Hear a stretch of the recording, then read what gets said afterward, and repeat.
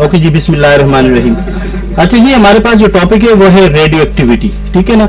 सबसे पहले तो हमें मालूम होना चाहिए कि रेडियो एक्टिविटी है क्या चीज। तो उसका एक सिंपल आंसर है कि वो तमाम एलिमेंट्स जिसका एटॉमिक नंबर 82 से ज्यादा हो, तो फिर उसका जो न्यूक्लियस है वो अनस्टेबल हो जाता है।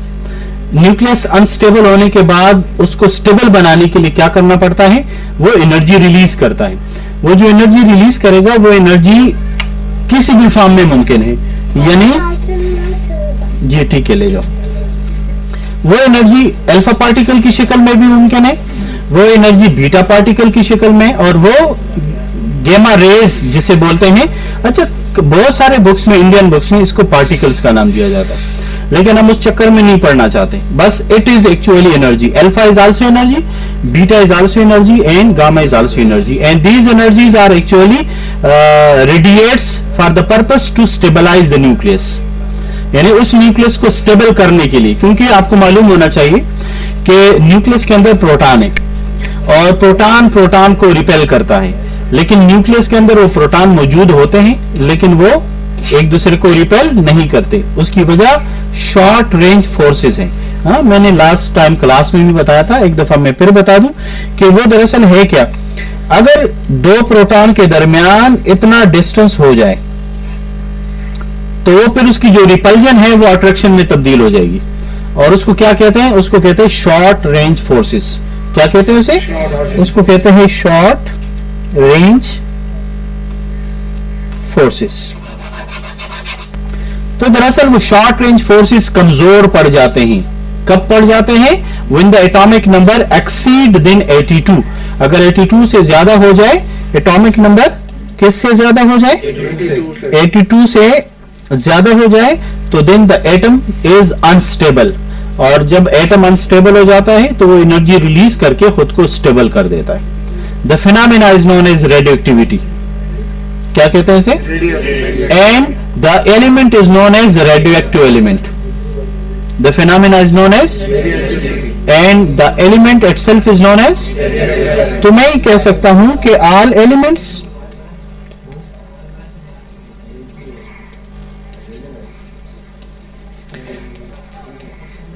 having atomic number greater than 82 will automatically radiate some radiation.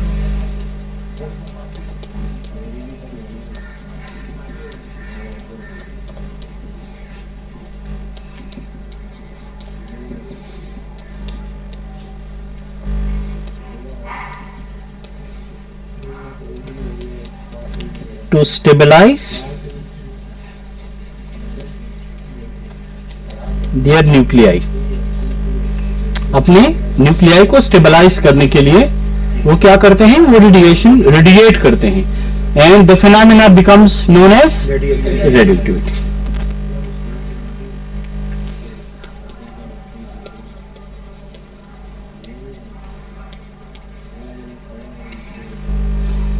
The process becomes radioactivity.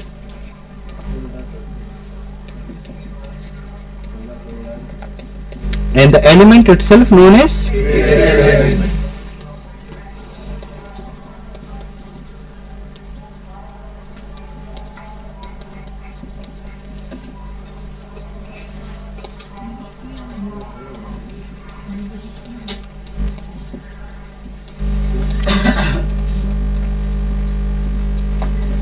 अच्छा जी, अब जो रेडिएशन वो रेडिएट करता है वो है alpha, beta and gamma raise.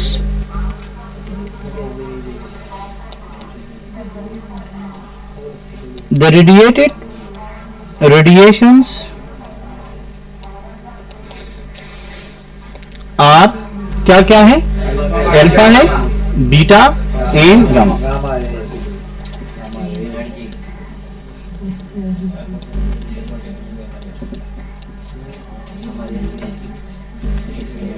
In gamma rays. अच्छा ये देखें, जो इसके डिफरेंट कैरेक्टरिस्टिक्स हैं, हम वो डिफरेंट कैरेक्टरिस्टिक्स पढ़ेंगे। एटलीस्ट आप लोगों को 4 या एटलीस्ट 5 कैरेक्टरिस्टिक्स हर एक की याद होनी चाहिए। पेपर में एटलीस्ट 3 का तो आ ही जाता है, लेकिन आपके पास 2 एक्स्ट्रा भी होनी चाहिए। अच्छा, वो है आसान, इतनी मुश्किल नहीं है, आप आसानी से इसको कर सकते हैं। तो सबसे पहले हम क्या करते हैं, अल्फा को कंसिडर करते हैं। अच्छा, इसके लिए करते क्या है, इसके लिए एक सिंपल एक्सपेरिमेंट है। आप उस एक्सपेरिमेंट को इस तरह ग्राफ पेपर पर लगा सकते हैं कि मेरे पास ये 2 प्लेट्स हैं, ये इलेक्ट्रिक मैग्नेटिक फील्ड है, 2 प्लेट्स हैं, और यहां पर आपने एक फोटोग्राफिक प्लेट रखा है एज ए स्क्रीन। ठीक है जी, ये आपके पास प्लस, ये आपके पास माइनस है, और यहां पर आपने क्या कर दिया, यहां पर आपने एक बॉक्स के अंदर कोई रेडियोएक्टिव एलिमेंट रख दिया और रेडिएशन आपने रिलीज कर दिए। आपने देखा कि कुछ रेडिएशन जो है वो प्लस की तरफ, कुछ रेडिएशन जो है वो माइनस की तरफ, और कुछ रेडिएशन जो है बगैर डिविएशन के सामने स्क्रीन को स्ट्राइक करता है। इनसे हमें क्या पता चला, हमें ये पता चला कि वो रेडिएशन जो यहां से निकलने के बाद माइनस की तरफ झुके, तो हमें मालूम पड़ा कि ये जो माइनस की तरफ डाइवर्ट होने वाले रेडिएशन जो भी है वो प्लस पॉजिटिव चार्ज रखने वाले हैं। कुछ ऐसे हैं जो यहां पर नेगेटिव प्लस की तरफ डाइवर्ट हुए। तो हमने कहा कि भाई ये जो भी हैं, ये कौन से करेक्टर वाले हैं, ये नेगेटिव करेक्टर वाले हैं। और कुछ ऐसे थे जो बगैर प्लस और माइनस के, डिविएट के बगैर सामने स्क्रीन को उसने स्ट्राइक किया, और मुझे ये पता चला कि वो जो थे वो न्यूट्रल थे। ठीक है जी, अब इन्हीं को बेस बनाकर हमने क्या करना है, पहले अल्फा, फिर बीटा और फिर गामा रेस के बारे में हमने डिस्कस करना है। जरा तवज्जो के साथ देखिए। पहले हम डिस्कस करते हैं अल्फा पार्टिकल की तरफ।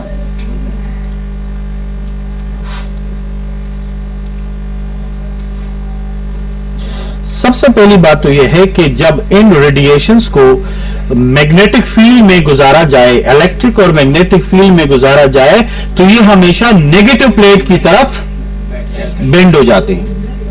नेगेटिव प्लेट की तरफ बेंड होने से मुराद ये हुआ कि ये पॉजिटिव चार्ज। लेकिन उससे भी पहले एक बात हम जरूर मेंशन करेंगे, और वो ये है कि जो अल्फा पार्टिकल है ये दरअसल बराबर किस चीज का है। हाँ जी, अल्फा पार्टिकल का जो साइज है, यानी उसकी असेंबलिंग क्या है। जैसे बीटा के लिए हम कहते हैं यार it is just like a fast moving electron, तो इस अल्फा पार्टिकल के लिए भी कुछ है ना, वो है दरअसल हीलियम न्यूक्लियाई। हीलियम का पता है ना आप लोगों को, केमिस्ट्री के स्टूडेंट है तकरीबन, ये है हीलियम।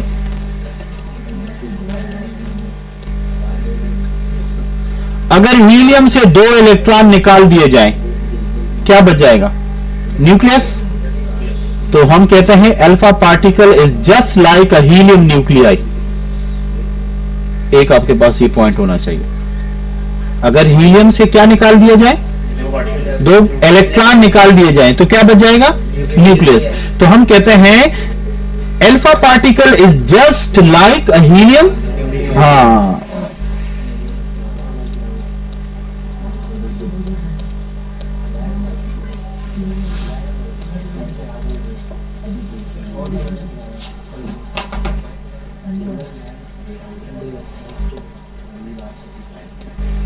Helium nuclei. दूसरी बात, अगर अल्फा पार्टिकल्स को मैग्नेटिक और इलेक्ट्रिक फील्ड से गुजारे जाएं, तो it always bend towards the negative plate. बात क्लियर है, इसमें कोई शक तो नहीं है। whenever alpha particles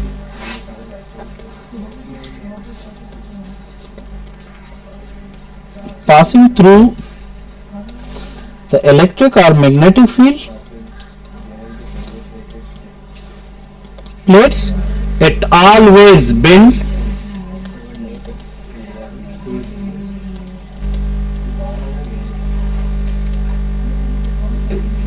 towards the negative plate.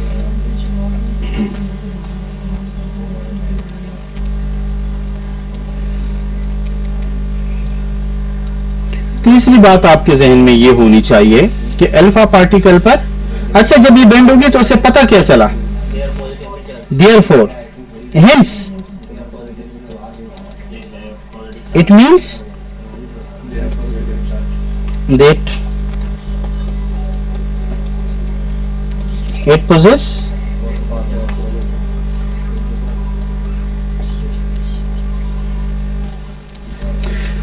तीसरी बात जो हमें मालूम होनी चाहिए वो ये है कि इस पर चार्ज पॉजिटिव है।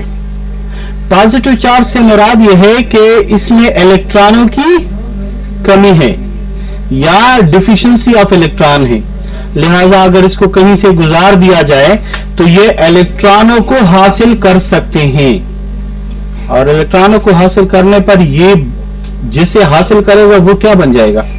आयनाइज। वो क्या बन जाएगा? आयनाइज का मतलब क्या होता है? Whenever you remove an electron from any atom, it becomes in ion form.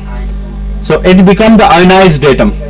So whenever the alpha particle are passing through any gas, then what happened? As it passing through the gas, electrons are accepting. I means it accept an electron. You may say it remove the electron from the gas atoms. और जब वहां से electrons को remove करेंगे तो वो electron किधर लेके जाते हैं? खुद लेके आते हैं, क्योंकि इसके पास इलेक्ट्रॉनों की कमी है। प्लस का मतलब तो यही होता है ना, when you transfer an electron what happen? A positive charge appears. So it means कि जब ये किसी भी गैस में से गुजार दिए जाएं तो ये मोस्टली एटम को आयनाइज कर देते हैं। तो समरी क्या हुई? समरी ये हुई कि the ionisation power is very strong. Is it clear?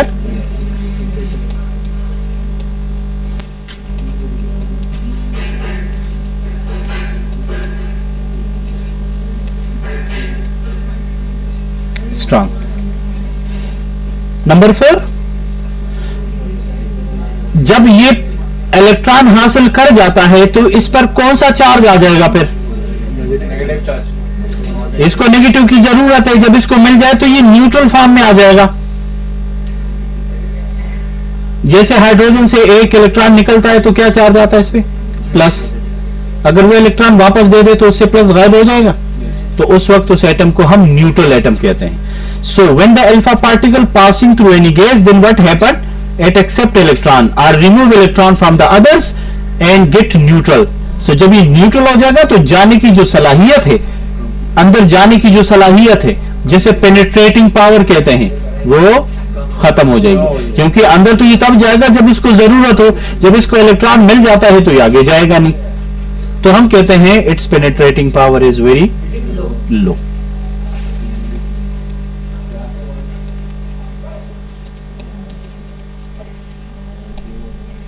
Week कहें, लो कहें, तो ये एटलीस्ट ये 4 प्रॉपर्टीज जो है आपके जहन में है, तो बहुत सारी, लेकिन आपके जहन में ये 4 प्रॉपर्टीज एटलीस्ट होनी चाहिए। बात क्लियर होगी?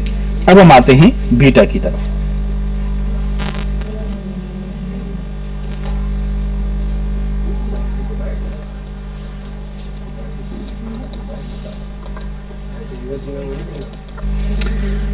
Beta particles is just like a fast moving electron, or you may say it is a cathode rays. Beta जो है वो इलेक्ट्रॉनों की तरह तो नहीं है बिल्कुल एग्जैक्ट, लेकिन हम कहते हैं it is just like a fast moving electron.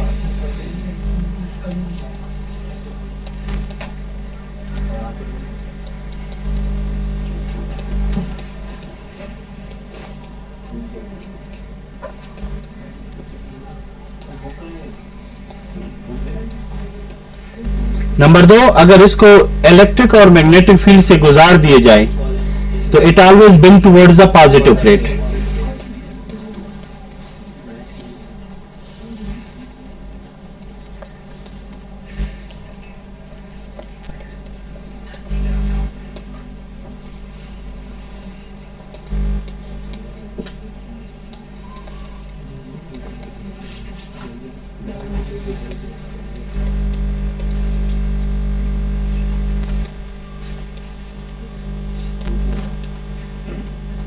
It has a negative charge. अगर इनको किसी गैस वगैरह से गुजार दिए जाए तो इसमें इलेक्ट्रॉन इनके पास तो खुद से ज्यादा हैं, लिहाजा कभी कभार इससे इलेक्ट्रॉन निकल जाते हैं, लेकिन ये इलेक्ट्रॉन निकालने की एबिलिटी नहीं रखता। कल क्या हुआ? वो मैं फिर ऐसे छुट्टी होगी तो एसएमएस कर दूंगा, वरना आपको आना पड़ेगा। इसका मतलब ये है कि इनकी जो आयनाइजेशन पावर है वो बहुत कमजोर है। बात समझ में आ रही? It is not strong. Clear हो गई बात?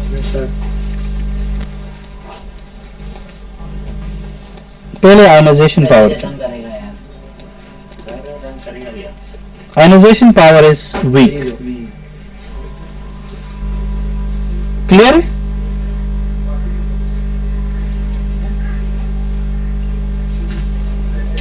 और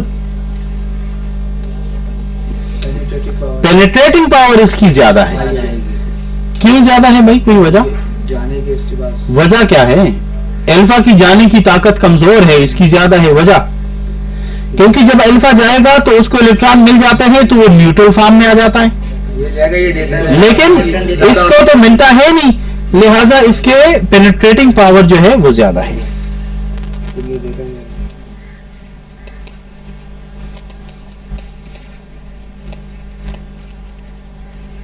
is greater than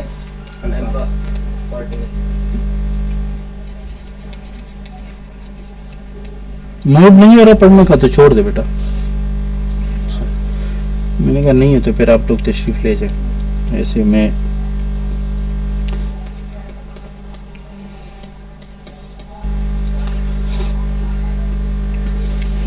these are actually the electromagnetic, क्योंकि इसकी जो वेवलेंथ है ना वो लाइट की वेवलेंथ के जस्ट इक्वल है, तो हम कह सकते हैं कि these are the electromagnetic radiations।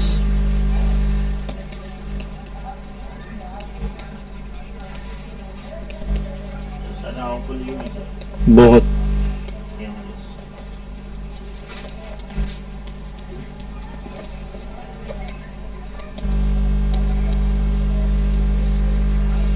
इसको रखो मोबाइल, ऐसे तू जो ना अमेरिका आया हुआ है यार, बेगैरती की भी हद होती है। अब दोबारा देखें, अगर इनको इलेक्ट्रिक और मैग्नेटिक फील्ड से गुजार दी जाए तो क्या, तो इससे पता क्या चला?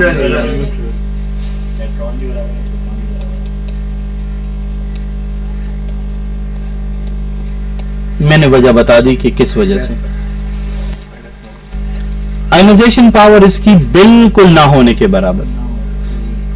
इसमें इलेक्ट्रॉन या प्रोटॉन रिमूव करने की कोई एबिलिटी नहीं, जस्ट इलेक्ट्रॉन ही रिमूव करते हैं, प्रोटॉन तो नहीं रिमूव कर सकते हैं। लेकिन इलेक्ट्रॉन के रिमूव होने की एबिलिटी भी इसमें, हाँ अगर कभी बेदहानी में किसी के साथ स्ट्राइक हो जाए और वो एस्केप कर दे तो अलग बात है, अदरवाइज इसके अंदर वो एबिलिटी नहीं है जिससे वो इलेक्ट्रॉन को निकाल कर खुद हासिल करे जैसे अल्फा पार्टिकल करता है। ठीक है, तो मैं ये कह सकता हूं कि its ionisation power is very week.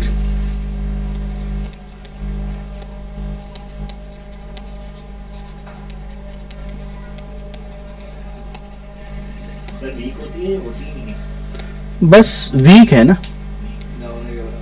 Week है। और वो कैसे वीक है? As compare to the alpha and beta. हम यहां पर कंपैरिजन करेंगे, ठीक है। और द लास्ट एक जो बता रहा हूं मैं वो है पेनिट्रेटिंग पावर, बिल्कुल सबसे ज्यादा, क्योंकि इसको रोकने वाला कोई नहीं है। यानी सबसे ज्यादा पेनिट्रेटिंग पावर जो है वो, हाँ जी,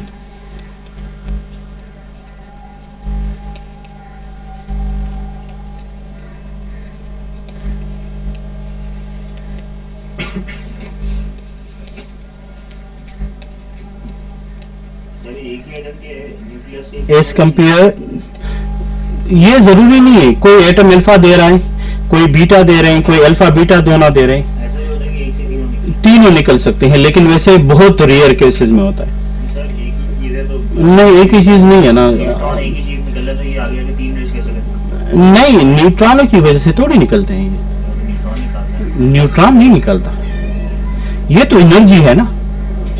हाँ, ये तो एटम को स्टेबल करवाने के लिए वो एनर्जी बाहर निकलती है। वो किस फॉर्म में आती है ये डिसाइड नहीं होता।